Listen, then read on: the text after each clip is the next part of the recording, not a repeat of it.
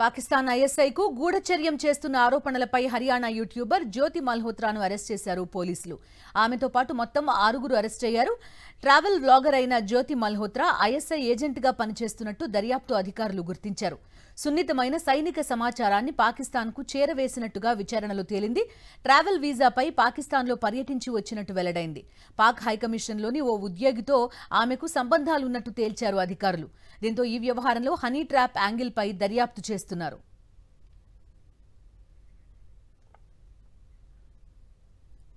పూర్తి డీటెయిల్స్ అందిస్తారు మా కరెస్పాండెంట్ వెంకటేష్. వెంకటేష్, చెప్పండి, యూట్యూబర్ జ్యోతి మల్హోత్రాను అరెస్ట్ చేసినట్టుగా చెప్తున్నారు. ఏం చేసింది ఈమె?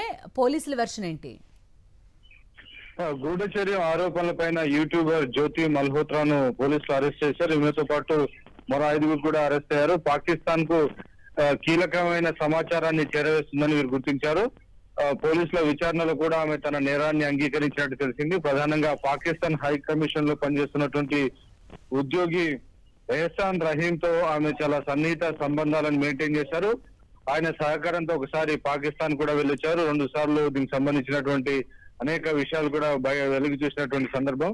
సో మొత్తానికి ఈమె పాకిస్తాన్ కు వాఘా బార్డర్ నుంచి పాకిస్తాన్ లోపలికి వెళ్తూ ఒక యూట్యూబ్ వీడియో కూడా చేసింది. ట్రావెల్ విత్ జో అనేటువంటి యూట్యూబ్ ఛానల్ ఏర్పాటు చేసుకుని దాని ద్వారా కీలకమైనటువంటి సమాచారాన్ని అంతా పాకిస్తాన్ కు సంబంధించిన ఐఎస్ఐ కి అందజేస్తున్నట్టు పోలీసుల విచారణలో గుర్తించారు. సో మొత్తానికి ఈమె హనీ ట్రాప్ గురింది అనేటువంటి వాదన కూడా వినిపిస్తుంది. ఈమెతో పాటు మరొక వ్యక్తి కూడా హనీ ట్రాప్, అలాగే పెద్ద ఎత్తున డబ్బు కూడా పాకిస్తాన్ అధికారుల నుంచి ఈమె తీసుకున్నట్టుగా విచారణలో వెల్లడైంది.